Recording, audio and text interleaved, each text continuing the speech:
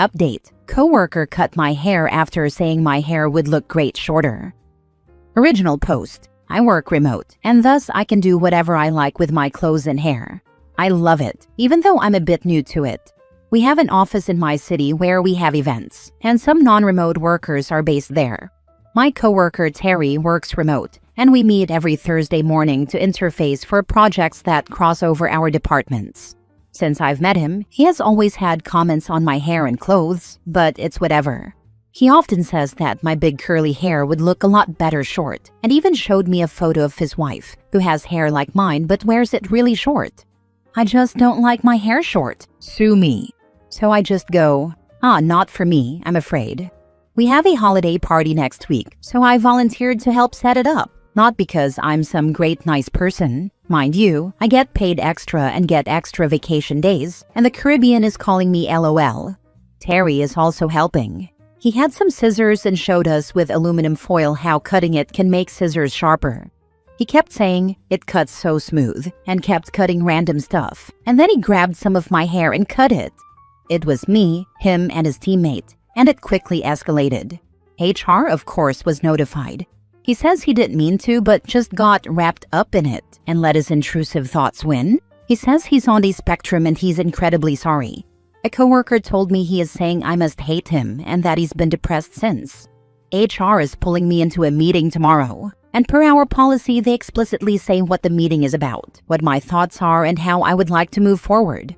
I know I don't want to see this guy if I can help it, and I do want the cost covered for my stylist appointment. I don't really want police involved. My hair goes past my butt, and he cut right at my hip, so it was a good chunk. I'm angry, and I usually want to believe the best in people, but I don't want to here. I mean, it's freaking nuts. And everyone is saying how insane it is, and that he's a bit of a goofball but overall just excitable and sweet. I guess my question is, how do I even handle this? What do I ask for reasonably, and what is my rage and anger speaking? I'm so upset, but I can't talk to anyone else about it because my family and friends would just want me to go scorched earth. Now for the top comments before reading the updates. Premeditated on his behalf. See, that's what I'm worried about. It just feels like too much of a coincidence. I'm sorry this happened. As a person of color with very curly hair, how did you grow your hair long enough to make it to your butt? I don't think I've ever seen that before. Typically, our hair will break long before that.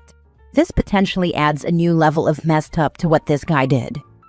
I'm black on both parents' side and part indigenous on my mother's side. I didn't want to mention in the post because I didn't want to run on the assumption this was racist, mostly because if it is, this is a whole other beast and I hate confrontation. What he did is actually a criminal offense, as it would constitute battery, I think, or maybe assault? I imagine if you wanted to go scorched earth, he would be sacked, and if you went the other way and played it off, he might be given a first and final warning. I don't think your company would pay, or can make him pay for a hairdresser, but you could report the incident to the police. Exactly. The fact that he physically altered your appearance without consent makes it a clear violation, no matter his intent or personality. It's not something to just brush off because he's seen as a goofball. You have every right to escalate this, and HR needs to take it seriously. Now for the first update. I'm at a pub near HQ enjoying a beer, because I am off for the rest of the day in Cannes. I went into the HR meeting, and it went like this. I took a lot of advice from your comments, and also broke down and explained everything to my mom, best friends, and of course my partner. All were livid, but I got good advice from them as well. So how about that Crown Act? Also, in my state, this is a huge deal both locally and federally. So I had further confirmation I wasn't overreacting by being rattled and pissed.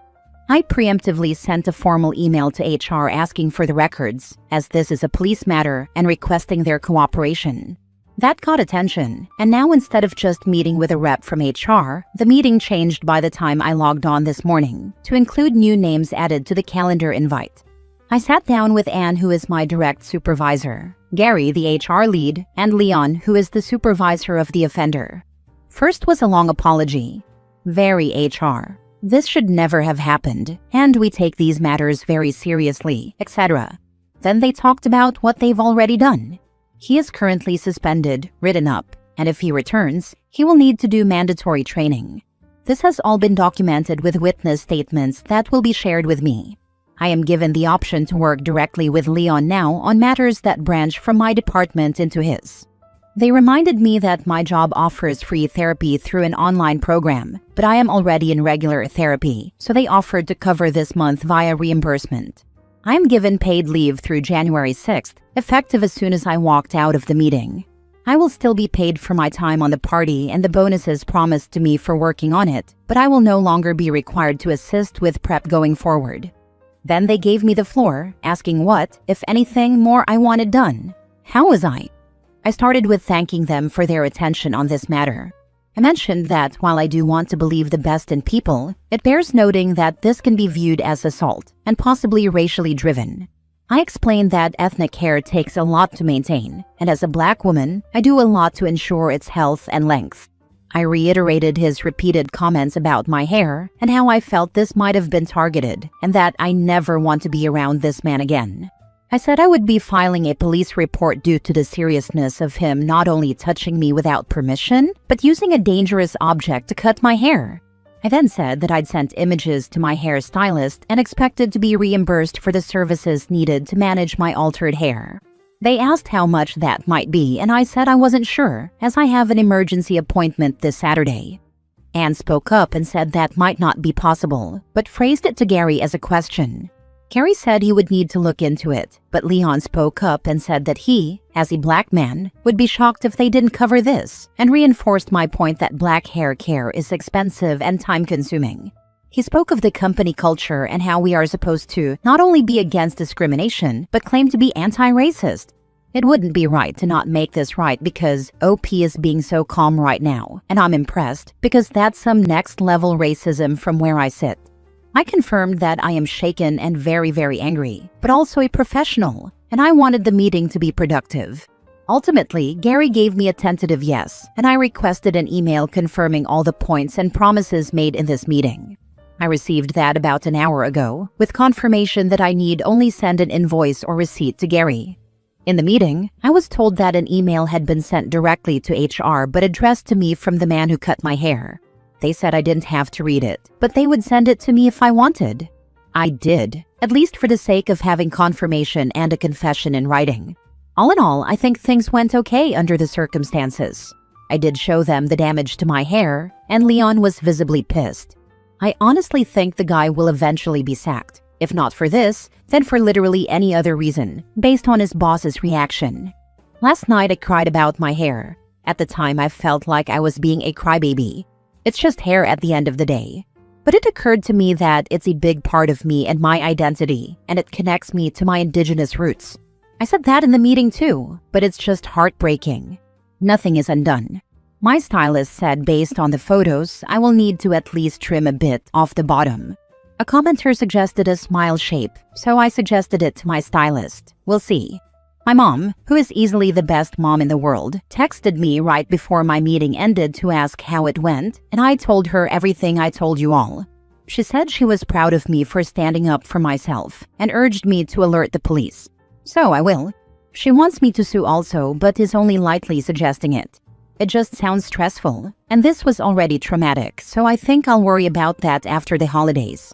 Now I have a lot of time to burn. I'm not used to having no work. I used to work multiple jobs, side hustles, all that. But after I got this job, the pay and benefits are great, and I now make enough to live comfortably without fear of being short on rent or skimping on the food budget. That's why I put my all into it. I've been commended multiple times already, and if I do say so myself, I'm a great employee. It was nice to have that reflected back, but I have to admit, I'm still angry. I also feel some sort of way about Anne in the meeting. She was nice. She handed me a tissue when I teared up, but otherwise looked so uncomfortable it was distracting. She looked like she was being tortured, and I was like, girl, no one is having fun here, get it together. But I know I'm in my feelings. So now I guess I need to figure out how to fill my time for a while. Trip?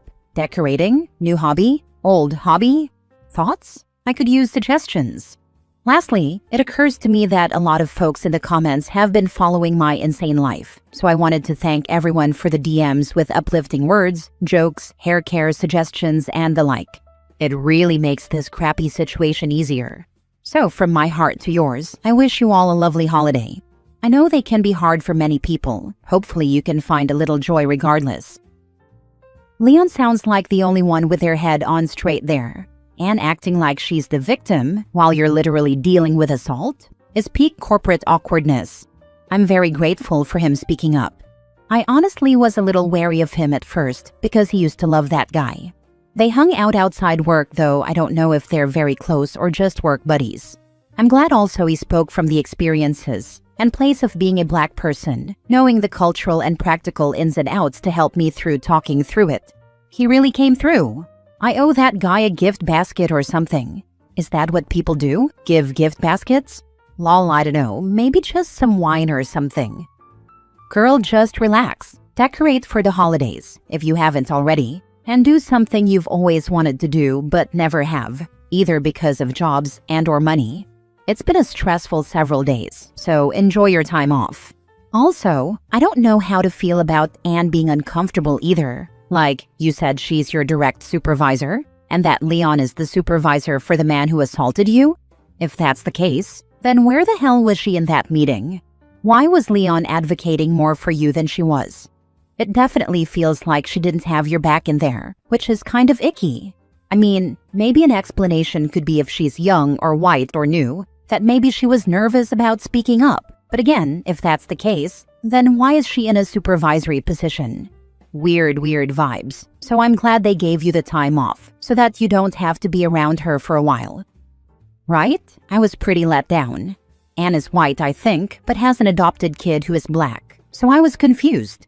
We bonded because when I first joined, she said she was fairly new there too. She'd been there for like 4 months before I came along, and then randomly asked me about black hair because she has no clue, and her daughter's hair is a mystery to her. I gave her links to my stylist's YouTube that has tutorials and such, and my stylist's info. So I was like, girl, where are you? It's so frustrating.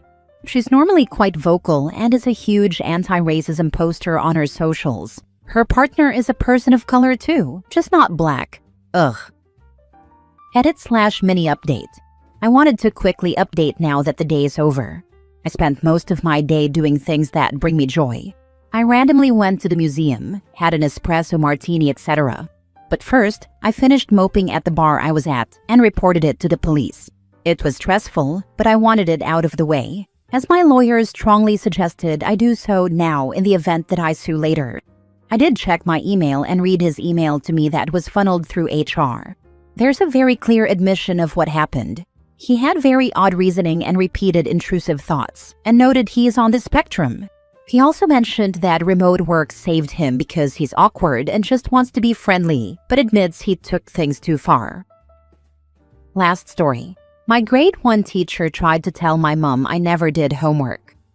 I struggled in grade 1 a bit for whatever reason. Being moved into a new class twice in the first 2 months might have had an effect, especially with learning to read. My mom ended up putting big labels on everything in our home to help me out. I still distinctly remember refrigerator being one of them. So anyway, at that grade at that school, parents had parent-teacher meetings twice a year, for the parents to find out from the teacher how the kid is doing, where they need help, etc. At one of these, my teacher told my mom that she was very concerned and disappointed in my progress. She claimed something like I couldn't write any letters of the alphabet at all yet or something.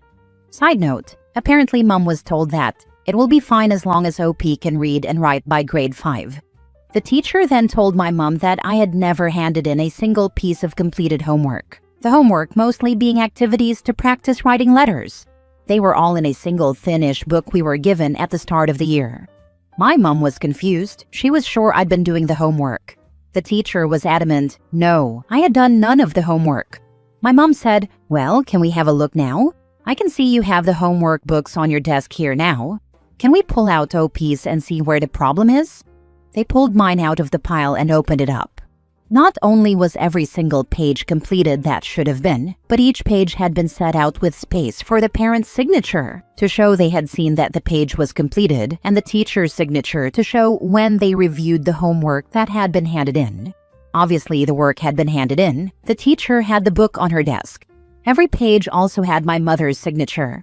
Not a single page had my teacher's signature. I think ultimately there were several reasons my mom decided she had to go ahead and teach me to read entirely herself. P.S. After this teacher and everything in our house getting labeled, my reading level was always several years ahead of my age level. So I guess I'd recommend the label approach to helping your kid learn to read and write. Was it incompetence, or did she have some kind of motive? No idea. It could even be she didn't remember me enough to know which child she was talking about. There was, to my knowledge, never anything else that happened to indicate it might have been malicious. My mom also had to teach me to read. In kindergarten, the teachers had this weird idea that the bigger kids were more advanced than the smaller ones. I'm both small and disabled, so they didn't even try to teach me because they thought I wouldn't get it. My very non-confrontational mother actually went to the teacher and demanded the teaching material. Over spring break, she sat me down and taught me to read. When I got back, they tested all the kids. They would then bring them to the principal, and they would check it and say something like, "Oh, you can read 20 words. That's good." When my turn came, the principal looked at the paper and with a voice of utter shock said, "You can read 60 words? I now write for a living." I am a survivor of a social experiment that was conducted in several states during the 1960s. The results were revealed to the public during the 1980s. The Department of Education spread the idea through education systems that children with blonde hair and blue eyes were more intelligent than children with dark hair and dark eyes. 2 years later, they spread the word that they had been mistaken. Instead, children with dark hair and dark eyes were much more intelligent than children with blonde hair and blue eyes. When the results were made public, they said that teachers in general paid more attention to and provided more one-on-one time to whichever group of children they had been told were more intelligent. The whole experiment was conducted to see how teachers would react to the provided information and what effect it would have on students in each group.